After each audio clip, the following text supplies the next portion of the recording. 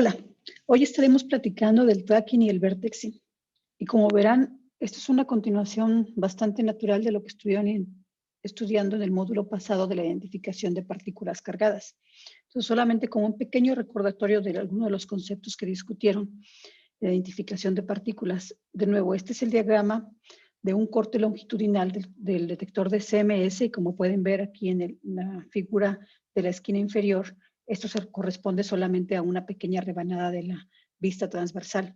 Y lo que es importante resaltar aquí es que tenemos diferentes tipos de detectores que van a interactuar con las partículas de forma diferente y así vamos a poder hacer una identificación completa de todas las partículas que creamos en las colisiones.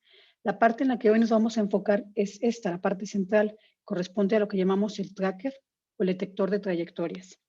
Una cosa que quiero resaltar, que mencionaré nuevamente en las conclusiones, es el hecho que usualmente nos referimos a los trackers, los que son los detectores más centrales de nuestro detector completo.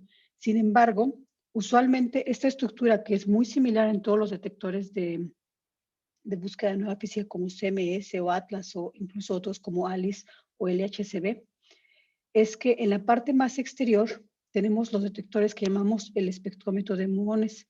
Este detector está encargado únicamente de detectar los muones, dado que estas partículas, estos muones, van a atravesar el detector sobreviviendo y llegando al final. Entonces, lo que queremos hacer es poder identificar esas partículas que salen del detector y después ya verán que esa información la podemos combinar con la información que tenemos de nuestro detector central o nuestro tracker central para poder hacer una reconstrucción y identificación de los muones. Pero bueno, para la explicación de esta plática vamos a enfocarnos a la parte central. Ok, entonces empecemos con lo que es el tracking. ¿Qué es el tracking? O más bien la pregunta es, ¿cómo podemos identificar las trayectorias de las partículas? Para esto vamos a revisar un poco algunos conceptos básicos de cosas que vimos en clases de física hace muchos años, como el movimiento de una partícula cargada en un campo magnético. Y también vamos a hablar un poco de los parámetros que definen estas trayectorias. En particular, un poco vamos a enfocar en el momento y en el parámetro de impacto. Ya lo definiremos más adelante. Obviamente vamos a hablar un poco de cómo se hace la reconstrucción de las trayectorias y también del vértice, que son o que corresponde a la reconstrucción o la identificación de los vértices de interacción. También lo vamos a explicar un poco más adelante. Ok, volvamos a la idea de la identificación de partículas. Este de nuevo es otro ejemplo, es de nuevo una vista, un corte de la vista transversal. Este corresponde al experimento Atlas y simplemente quería recalcar nuevamente el hecho que el tracking o el tracker que estamos escribiendo en esta presentación corresponde a la parte interna de nuestro detector. Y como pueden ver en este diagrama, en esta línea gris o este círculo gris corresponde a un magneto de solenoide, que es el encargado de dar un campo magnético dentro del área donde se ubica los trackers. Ahora, una cosa que quería resaltar es el hecho que usualmente hablamos de un solo detector como una pieza de detector, pero en realidad usualmente estamos combinando diferentes tecnologías para poder utilizar el área de nuestro detector interno de una manera más eficiente y que sea todavía efectiva el costo.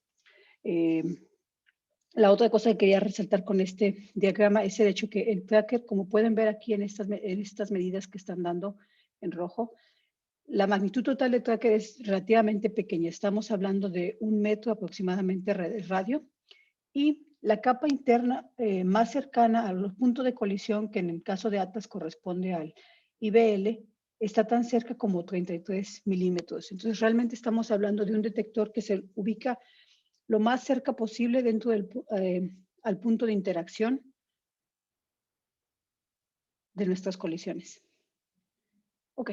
La pregunta que nos hacemos como motivo o objetivo general es, ¿qué es lo que queremos conocer de las partículas del detector?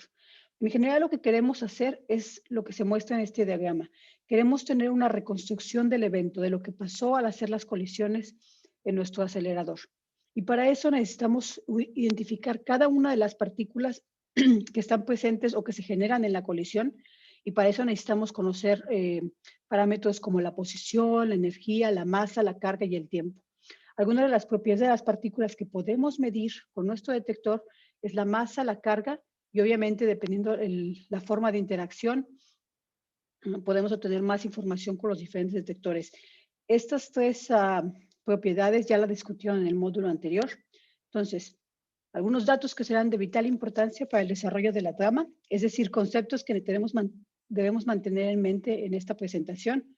Primero, el tracking es la reconstrucción de la trayectoria de partículas cargadas en un detector. Y actualmente, cuando estamos hablando de los detectores más modernos o más actuales, en realidad no se refiere a un solo simple detector. Estamos hablando de una serie de planos o capas sucesivas de detectores.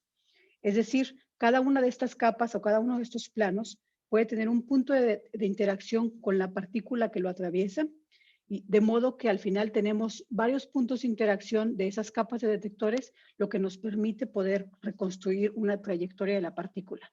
Ya mostraré diagramas más adelante que hacen esto más claro.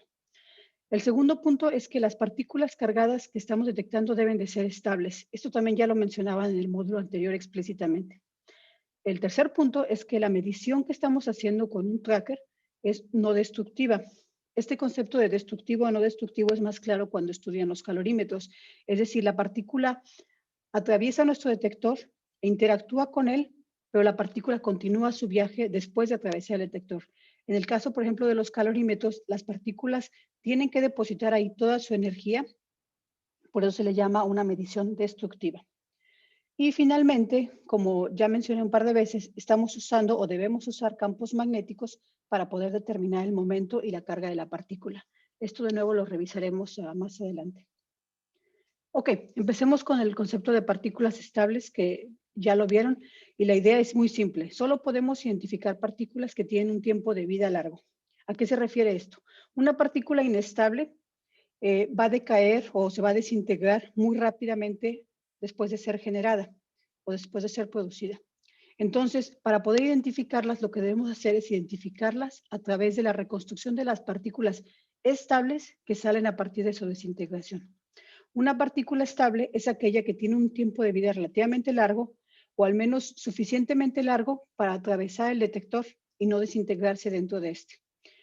Las partículas estables que estudiamos son partículas cargadas como los piones, kaones, muones, electrones, protones y sus correspondientes antipartículas, pero también tenemos partículas neutrales como los fotones, los neutrones o el kaón cero. Y este diagrama aquí nos muestra más o menos un ejemplo de cómo funciona. Podemos tener una partícula como un Higgs o un bosón W o Z que decae inmediatamente, en el ejemplo de aquí es en un par de quarks, y los quarks después hadronizan inmediatamente en un bonche o grupo de partículas. Estas partículas que tenemos en la primera fase tienen un tiempo de vida demasiado corto, por lo que no las podemos identificar directamente. Entonces, la forma de identificarlas es reconstruyendo las partículas estables que tenemos de este lado y haciendo una identificación, decir, ok, estas partículas se generaron a partir de un Higgs o a partir de un bosón W o un Z, etc. El siguiente concepto es, vamos a hablar mucho de hits. Entonces, la pregunta realmente es, ¿qué procesos de interacción de la partícula materia debemos de considerar? El diagrama que tengo aquí es solamente una cuarta parte de la forma transversal, solo como recordatorio le pongo aquí la vista completa en este pequeño diagrama, pero en realidad lo que tenemos, y ya mencionaba antes, es los detectores actuales van a tener diferentes capas o diferentes planos sucesivos. Entonces la partícula, que su trayectoria está dibujada aquí con este color magenta, va a interaccionar con cada una de esas capas y cada punto de interacción que está simbolizado con esta cruz azul corresponde a un hit o a un punto de interacción. Entonces, ¿qué tipo de interacción debemos estar considerando? La primera es una interacción donde la partícula cargada interactúa con la materia simplemente. El método principal o la forma principal que conocemos y utilizamos en los detectores es la ionización. En este caso, al pasar la partícula cargada cerca del material de detector, los electrones del detector son arrancados del átomo. Esa carga que se desprende puede ser detectada y entonces podemos medir exactamente por dónde pasó la partícula. Y es lo que marcamos como un hit. El otro proceso puede ser una producción de luz, es decir, podemos tener centelladores o radiación Cherenkov o radiación de transición. Algunos de estos ya los discutieron también en módulos pasados. El otro tipo de interacción que nos debe de preocupar o que debemos de considerar es cuando la partícula cargada sí es afectada por la interacción con la materia. En este caso, el más común o el que estaremos mencionando muchas veces es el multiple scattering o la dispersión múltiple. En este caso, la partícula cargada, al entrar o interaccionar con el material de detector, va a tener un pequeño cambio en su dirección, es decir, va a haber una deflexión en el ángulo y esta va a ser relativamente pequeña y no va a haber pérdida de energía. Sin embargo, al haber este cambio en la trayectoria, afecta la resolución en la medición de trayectorias. Así que vamos a escuchar dispersión múltiple varias veces cuando hablemos de la resolución. También tenemos la radiación Bremsstrahlung. Esta, a diferencia del multiple scattering que afecta a partículas de masas altas o masas bajas, la Bremsstrahlung solamente afecta a las partículas ligeras de masa baja. Esto es que cuando una partícula de masa ligera puede ser acelerada en la cercanía del núcleo y como resultado emite un fotón. Debido a esto, aquí sí hay una pérdida catastrófica de la energía. Entonces, también es algo que se considera cuando se hace la reconstrucción de las partículas o de las, de las partículas que obtenemos en el evento de la colisión. Ok. Y solamente como nota final en esta discusión, solo quería mencionar 3 tipos de tecnología de detectores que han sido comúnmente o principalmente utilizadas para tracking o para detectores de trayectoria. El primer tipo es un detector gaseoso que de nuevo hace uso del proceso de ionización del gas, es decir, se crean pares electrón-ion. En este caso la señal es pequeña, por lo que se requiere hacer una amplificación. La figura aquí del lado derecho corresponde exactamente a un Time Projection Chamber, una TPC como la que es usada en el experimento ALICE. Y se ve ahí cómo está el proceso de ionización con ambos los electrones y los iones que se van creando. También tenemos detectores de silicón y en este caso es una creación de pares electrón-hueco en materiales de estado sólido. Aquí la señal sí es suficientemente amplia o grande sobre el ruido, por lo que no se requiere amplificación. Y finalmente también podemos considerar traques de fibras centelladoras. En este caso la luz centelladora se detecta con detectores de fotones como los photomultipliers. Ok, ahora sí vamos a hablar un poco de cómo vamos reconstruyendo las trayectorias.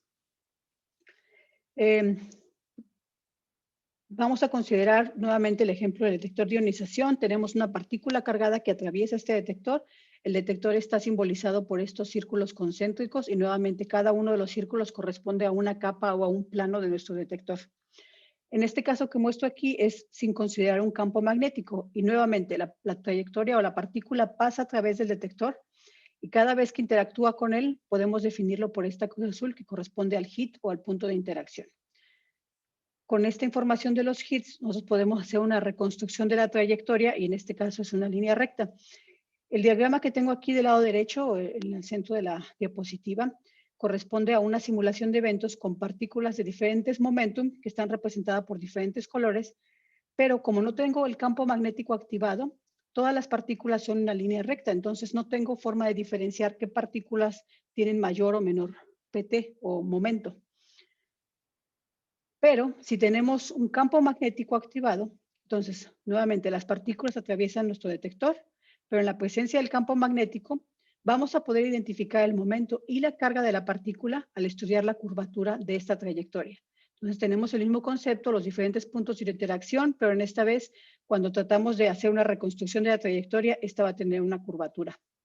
Y nuevamente el diagrama de la simulación que mostré anteriormente, pero con campo magnético. Ahora pueden ver que las diferentes trazas o trayectorias que se muestran aquí tienen diferentes curvaturas y cada curvatura nos da una indicación de qué tan alto o bajo es el momento de la partícula. La pregunta es, ¿cómo hacemos esta medición? Bueno, empezamos con un poco de recordatorio de lo que vimos hace varios años cuando éramos jóvenes y aún no existía Facebook. Empezamos con un campo magnético. El movimiento de una partícula cargada está determinado por la fuerza de Lorentz. Entonces, la fuerza que puede ser expresada como una variación del momento va a ser igual a la carga de la partícula, que en este caso está expresada como E, el vector de velocidad y el producto cruz o el producto vectorial con el vector del campo magnético. Y si recuerdan claramente sus clases, también obviamente hay un término de la ecuación de Lorentz que corresponde al campo eléctrico, pero en este caso no lo estamos estudiando, no necesitamos incluirlo. Solamente nos preocupa la parte del campo magnético. El primer concepto que aprendimos siempre de los campos magnéticos o de las fuerzas magnéticas es que no van a alterar o no van a cambiar la energía de las partículas. lo que quiere decir que yo puedo expresar este cambio del momentum en términos del cambio en la velocidad, la masa y este término gamma que tenemos aquí por ser relativista. De nuevo, igual a la carga y el producto cruz de la velocidad y el campo magnético. Nuevamente, la velocidad la podemos expresar como una derivada de la desplazamiento. Y ahora podemos también expresar estas ecuaciones en función de la longitud del camino en lugar de la función del tiempo. Es decir, una variación en el camino o en la distancia que recorremos es igual a la velocidad con la variación del tiempo. Entonces, nuestra ecuación nos queda de este modo como se muestra del lado derecho. Y con esto, resolviendo para la segunda derivada del vector del desplazamiento, llegamos a la ecuación de movimiento de una partícula cargada en un campo magnético. De nuevo, esta ecuación es inversamente proporcional al momento, depende de la carga de la partícula y obviamente importa la dirección y magnitud del campo magnético. Lo tenemos repetido aquí para recordarnos. Entonces, hay dos casos que podemos considerar. Si tenemos un campo magnético que es no homogéneo, que está expresada por este vector y es una función de S de la posición, obviamente este campo significa que este campo varía a lo largo de la trayectoria. Entonces, para poder encontrar dicha trayectoria, este vector de R a su función de S, tenemos que resolver la ecuación diferencial. En un caso mucho más simplificado, si tenemos un campo magnético homogéneo, como se muestra en este diagrama, donde tenemos el campo magnético que va en una sola dirección, entonces la trayectoria es dada por una hélice. Y eso es muy importante porque, de hecho, en los detectores actuales, para poder simplificar la reconstrucción de las partículas, obviamente hay preferencia por utilizar un campo magnético homogéneo. Entonces, lo que sucede aquí es que la partícula que entra al volumen del campo magnético con cierta velocidad, el componente que es paralelo al campo magnético, es decir, que se mueve en esta dirección, en la dirección X, esa va a seguir avanzando sin ser modificado, mientras el componente que es perpendicular al campo magnético, debido a este punto cruz que tenemos aquí, es el que es modificado y es alterado en esta trayectoria circular, y por eso se forma esta hélice. Ok, entonces, siguiente concepto es, recordemos el momento. El momento de la partícula se puede, de hecho, proyectar en dos direcciones, y lo menciono aquí porque mencionamos siempre mucho el momento o el momento transversal. Entonces, si tenemos estos ejes, el eje Z es comúnmente el que usamos para definir el eje por donde entran los dos haces que van a colisionarse, y ρ que corresponde al eje radial, es decir, perpendicular a este eje Z. El vector del momento, entonces lo podemos expresar como una componente longitudinal y una componente perpendicular, que es perpendicular al eje Z. Y con este ángulo lambda aquí, entonces el componente perpendicular se expresa como P por el coseno de lambda. Ok. Entonces, si consideramos una partícula que tiene una carga E, que está viajando de forma transversal al campo magnético con una velocidad V, la fuerza simplemente va a ser dada por la magnitud del campo magnético, la carga y la magnitud de la velocidad. Y aquí les pongo nuevamente la fórmula de la fuerza de un campo magnético, por si nos estamos olvidando 2 diapositivas después. Y de nuevo, esta fuerza va a ser perpendicular a su trayectoria de movimiento. Es decir, en este diagrama que tenemos aquí, el campo magnético está indicado por estas cruces azules, que quiere decir que el campo magnético es perpendicular a nuestra pantalla. La velocidad es tangente a este círculo que estamos dibujando aquí. Entonces, la fuerza va a ser perpendicular a esas, que va a ser indicando o apuntando hacia el centro de esta circunferencia. Entonces, en este caso, la partícula está siguiendo una trayectoria circular, como ya se anticipaba con el diagrama. Y esa trayectoria va a tener un radio R. Ahora, la aceleración de esa partícula en una trayectoria circular es conocida y es igual a la velocidad cuadrada sobre el radio de esa circunferencia o de esa trayectoria circular. Entonces, el movimiento de la partícula lo podemos describir así. La magnitud de la fuerza que ya hemos mencionado antes, que es B, la carga con la velocidad, va a ser igual a la masa por esta aceleración. Entonces, de esta ecuación, de nuevo, como ya habíamos mencionado que aquí lo que importa es el momento perpendicular. Podemos resolver para el momento perpendicular, que va a ser igual a la masa por la velocidad, o extraído de esta ecuación va a ser igual al campo magnético, la carga y el radio de esta trayectoria circular. Si nosotros convertimos esto a unidades que usamos en física de partículas o también en física nuclear, es decir, cambiando el valor de la carga E, el momento está dado por un punto 3 multiplicado por el valor del campo magnético multiplicado por el radio de curvatura. Y si hacemos esto, el radio de curvatura está dado en metros, el campo magnético en unidades de Tesla y el momento que obtenemos está en unidades de gigaelectronvolt sobre C. Ok, la siguiente pregunta es, ¿cómo podemos medir la curvatura de la trayectoria? Porque ya vimos en esta diapositiva anterior es que para poder obtener el momento simplemente tenemos que medir la curvatura de la trayectoria que la partícula tiene después de interactuar o al interactuar con un campo magnético. Ya he mencionado antes que estos trackers o estos detectores de trayectorias están diseñados con capas de detectores o sensores sucesivos que son mostrados aquí como estos círculos concéntricos. De este modo, con estos puntos de interacción que tiene cada uno de los detectores, podemos medir la trayectoria de la partícula en el detector. ¿Y qué es realmente lo que hacemos? Lo que queremos hacer es medir este radio de curvatura. Corresponde a esta R con este círculo que dibujo aquí. Para poder medir este radio de curvatura, pensemos simplemente en una sección que está representada por este diagrama. Nuevamente aquí tenemos el radio de curvatura. Esta longitud entre estos dos puntos de interacción sería la L. Entonces, esta distancia pequeña es lo que llamamos la sajita. Entonces, podemos medir la sajita para poder calcular el radio R. Lo que hacemos primero es empezar con este triángulo y vemos que si defino el coseno de alfa sobre 2 va a ser igual a esta distancia que corresponde a R menos S sobre la hipotenusa que corresponde a R. Entonces puedo resolver para S y tengo esta ecuación. Sí considero que esto lo hago en pequeños tramos o en pequeños trozos de la partícula. Entonces para ángulos muy pequeños yo puedo hacer una expansión de este coseno y tomando solamente los primeros dos términos puedo decir que la sajita es aproximadamente igual a esta expresión. Entonces, esto lo resuelvo como la sajita en función del radio de curvatura y el ángulo que tengo dado aquí.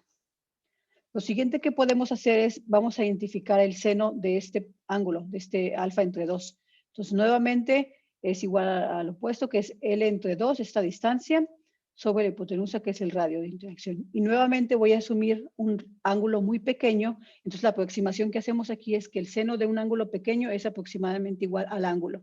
Entonces, de ahí puedo resolver que este ángulo alfa es aproximadamente igual a L sobre R. Entonces, una vez usando este valor, puedo obtener una expresión de la sajita en términos del radio de curvatura, o viceversa, el radio de curvatura en términos de la sajita que estoy midiendo. Y solamente para darles un ejemplo de los valores que podemos esperar en términos reales, si tengo una partícula con un campo, con un momento transversal de 1 gigaelectronvolt en un campo magnético de 2 Tesla, el radio de curvatura que debo de estar midiendo es de 1.7 metros. Si el momento es 10 veces mayor, es decir, 10 gigaelectronvolts, en el mismo campo magnético el radio de curvatura es 16. Entonces puede empezar a ver la complicación que cuando empiezo a incrementar mi campo magnético, empiezo a necesitar un detector más grande para poder identificarlo o medir este radio de curvatura correctamente. Ok, entonces todo va marchando relativamente bien. Tenemos ya la medición del momento transversal en términos del radio de curvatura. Puedo medir el radio de curvatura cuando identifico la sajita. Conozco o sé identificar los componentes de mi momento, es decir, el componente transversal. Y sé que el momento total, de nuevo, lo puedo obtener en función del radio de curvatura y el ángulo del momento que tengo con respecto al eje radial. Y nuevamente, si tenemos en esas unidades que usamos en física de partículas, la expresión se convierte en esto. Entonces, todo va marchando relativamente bien hasta que empieza a marchar relativamente mal. Y lo que sucede es que, obviamente, estamos haciendo estas mediciones, pero al hacer una medición podemos tener una incertidumbre en esta medición.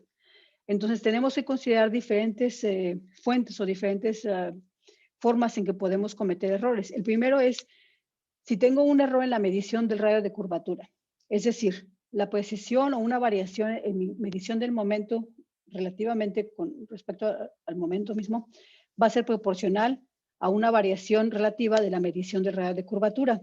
Y si resuelvo R en función de la sajita, esto corresponde a L cuadrada sobre 8S, es la sajita, y la variación relativa de la sajita. También puedo tener un error en la medición del ángulo del plano ρz, este alfa que mencionábamos aquí en el diagrama. Nuevamente, una variación relativa de la medición del campo del momento es proporcional al tangente del ángulo por la variación del ángulo mismo. Y finalmente, lo que ya venía mencionando desde el principio, es que podemos tener contribuciones por la dispersión múltiple o el múltiple de scattering. Y en este caso, esta contribución a nuestra incertidumbre o a nuestro error es constante por el factor del momento transversal al cuadrado y un valor constante que depende de la geometría o del detector que hemos diseñado, es decir, del campo magnético, de la L y de la X0, que corresponde a la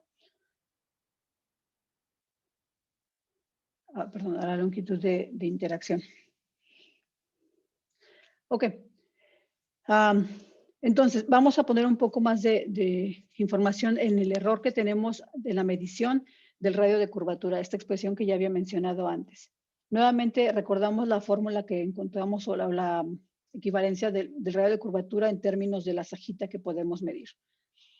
Mi incertidumbre en el momento relativa la puedo definir con esta expresión y obtengo que una vez haciendo las sustituciones, este error o esta incertidumbre en el momento depende directamente del momento y también de la incertidumbre que tengo en la medición de la sajita e es inversamente proporcional al campo magnético y la L al cuadrado. ¿Qué es lo que significa esto? Significa que si quiero tener una buena resolución en la medición del momento, necesito tener una buena medición de la sajita, es decir, que este sigma sea pequeño.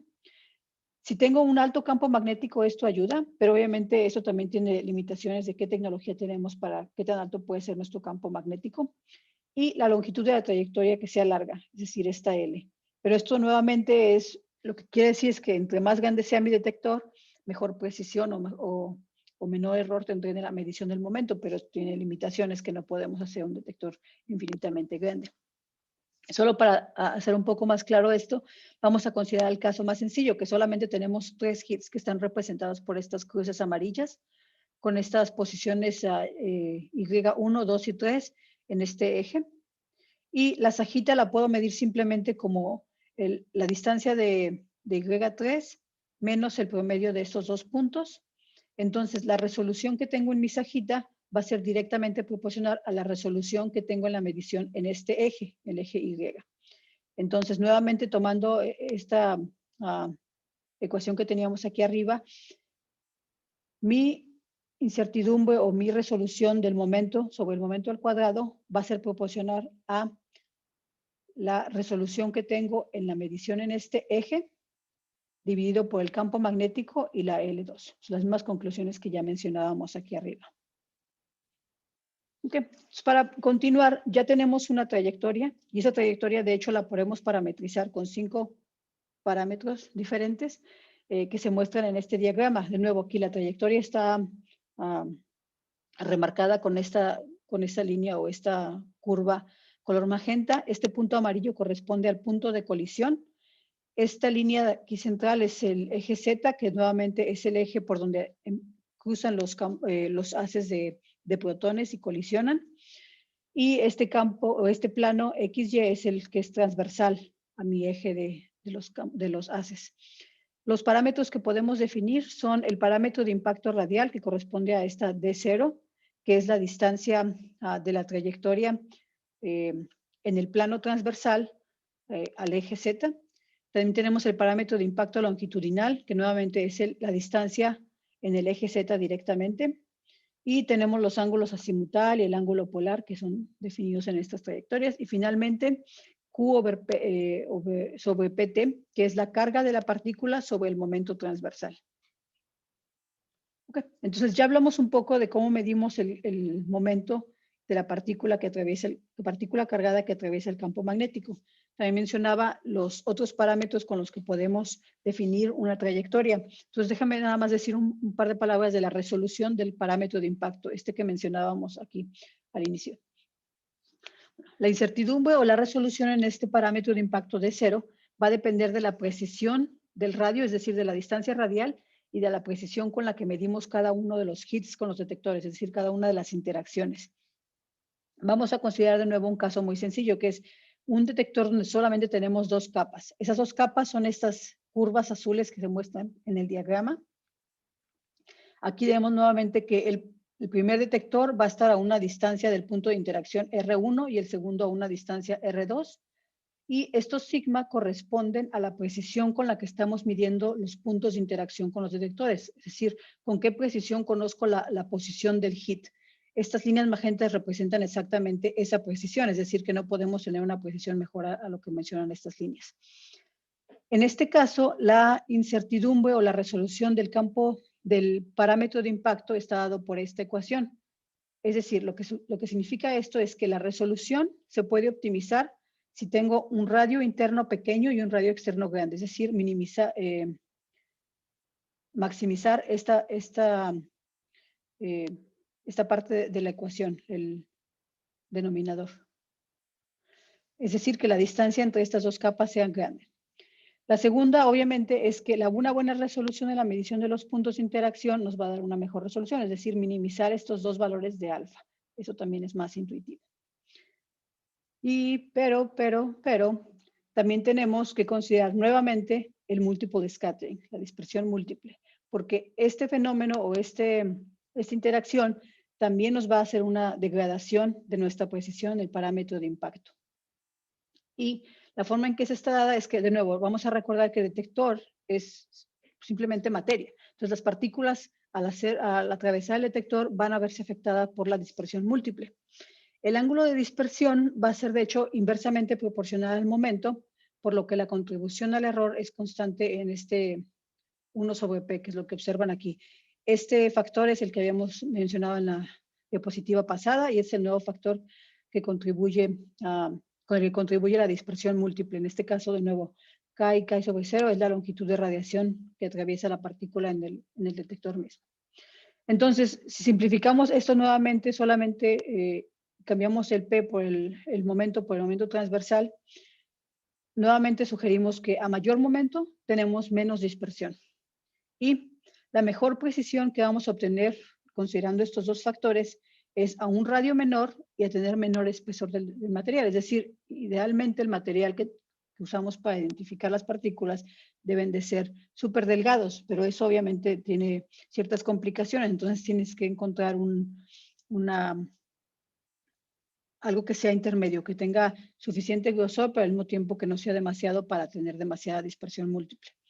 Entonces, necesitamos tener una medición muy precisa de los puntos de interacción, es decir, ubicación de los hits, también necesitamos que esté muy cerca del eje del haz, eso es lo que mencionábamos acá, que este radio sea pequeño.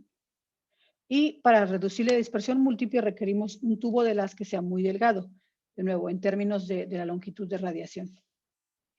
Ok, el siguiente punto de identificación que es importante cuando tenemos la partícula cargada atravesando un campo magnético es la carga de la partícula.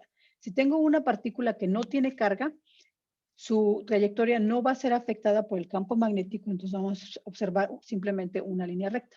En cambio, si la partícula tiene una carga ya sea positiva o negativa, va a tener una curvatura.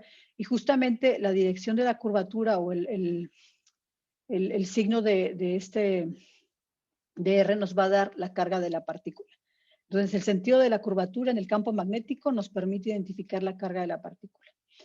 Una cosa que debemos también recalcar es el hecho que conforme vamos aumentando el momento, la trayectoria o el radio de curvatura empieza a aumentar, lo que significa que la trayectoria empieza a acercarse más a una línea recta, lo que hace esta medición mucho más difícil. Recordemos que en ese caso, idealmente quisiéramos tener un detector muy grande para poder identificar estas radios de curvatura muy grandes, pero como esto no es posible, simplemente nos volvemos más ineficientes cuando el momento empieza a aumentar significativamente.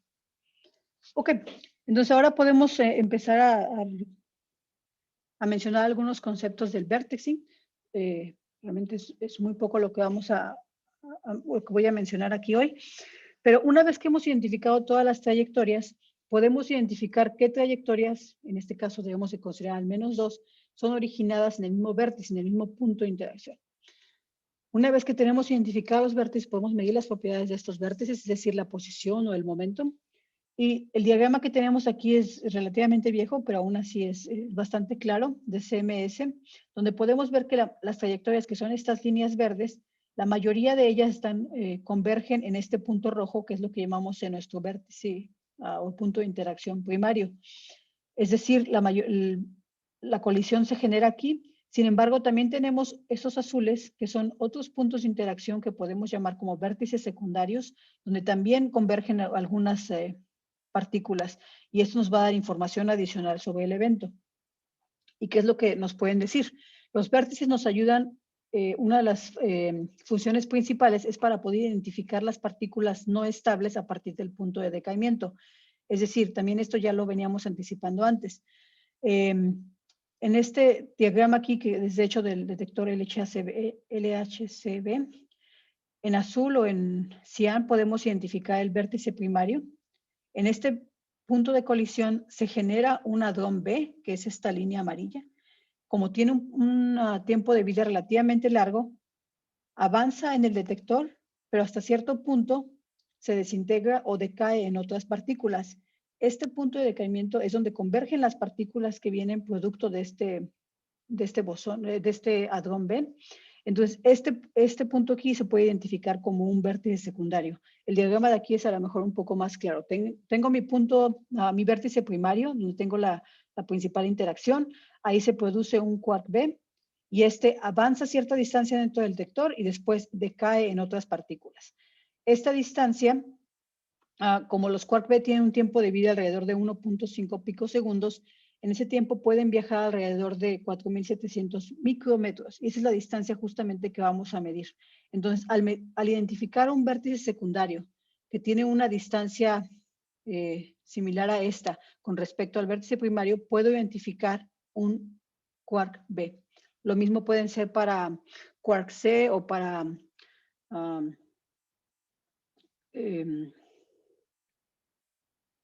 otras partículas que tengan un tiempo de vida más largo. Ok, la otra cosa es que estos vértices también nos ayudan a poder estimar la resolución de la posición y identificar dónde y cuánto material tenemos en las capas del. Y finalmente, una técnica que tenemos para identificar los vértices, al menos matemáticamente, es un vértice es el punto que minimiza simultáneamente la distancia de un conjunto de partículas, es decir, las trayectorias de las partículas convergen en ese punto. Hay diferentes métodos que utilizamos para hacer el fitting para estos vértices. Menciono un par aquí y les doy las referencias en caso de que estén interesados en tener más información. Ok, entonces antes de finalizar la plática quería mencionar algunos puntos que son retos que tenemos que enfrentar cuando hacemos tracking. Primera lista que tengo aquí son para los detectores en sí. Primer punto es la tolerancia a la radiación. Como ya mencionamos varias veces, queremos que esos detectores de tracking estén muy cerca del punto de interacción, pero entre más cerca de este punto de interacción, mayor la radiación que recibe el detector. Esta radiación, por ejemplo, puede mover los átomos del silicio y crean estructuras de banda que son bastante complejas de modelar. Y al mismo tiempo, la radiación continua puede dañar el detector, lo que quiere decir que estos detectores se tienen que reemplazar más frecuentemente que otras piezas dentro del detector. El siguiente punto es el tiempo de respuesta, es decir, necesitamos detectores que sean relativamente rápidos. Recordemos que al menos en el LHC estamos hablando de colisiones cada 25 nanosegundos, entonces el tiempo de respuesta tiene que ser bastante rápido.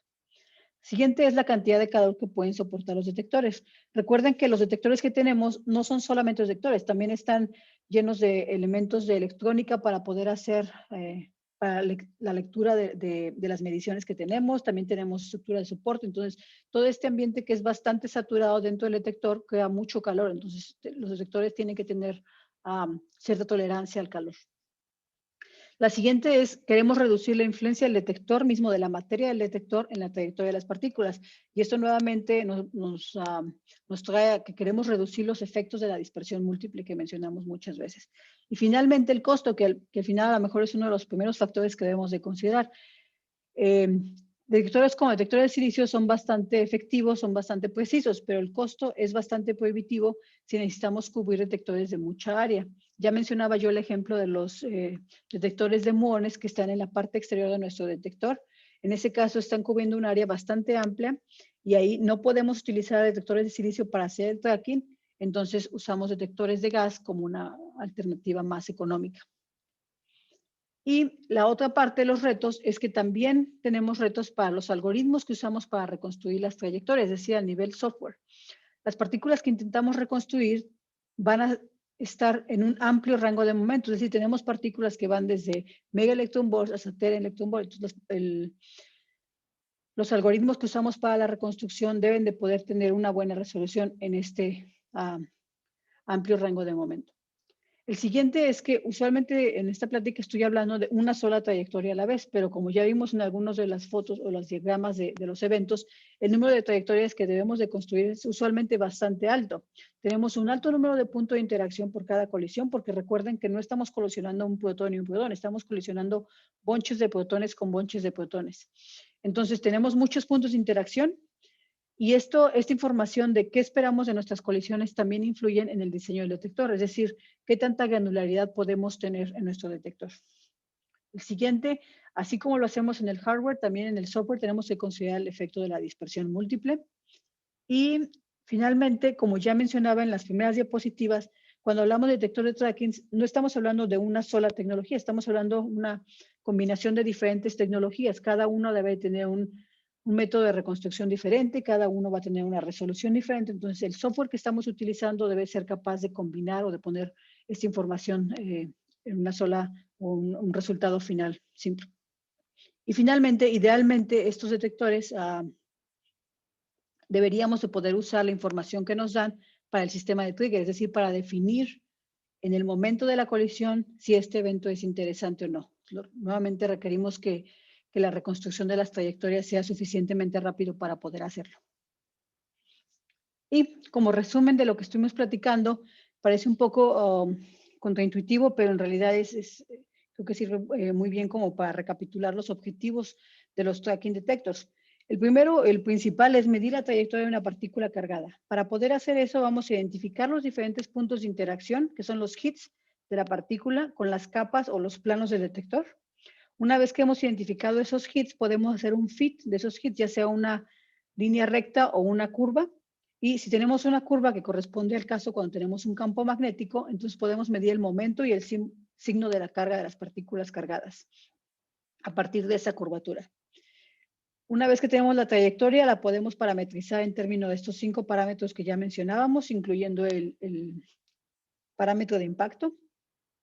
Y la precisión de esos parámetros, como ya discutimos, se ve afectada por la dispersión múltiple, entonces es algo que se tiene que considerar. Y también vimos que la resolución aumenta con el PT. Y en general, cuando reconstruimos muchas colisiones, la identificación de esas trayectorias se complica. Como pueden imaginar, un evento como el que se muestra en este diagrama, donde tenemos tantas trayectorias, para poder hacer la identificación correcta es bastante complicado. Entonces, nuestros algoritmos tienen que considerar eso. La siguiente es encontrar los vértices de interacción, es decir, los puntos de origen. Ya hablábamos de los vértices primarios, que es donde ocurre la colisión, y donde la mayoría de las trayectorias son extrapoladas a estos vértices. Y también hablamos de los vértices secundarios, que nos ayudan a identificar decaimientos con vértice secundario como el quark B o el quark C o la conversión de fotones. Y finalmente, también nos pueden dar información para la identificación de partículas, es decir, poder diferenciar entre un pión o un kaón, como se muestra en el diagrama aquí del lado derecho superior.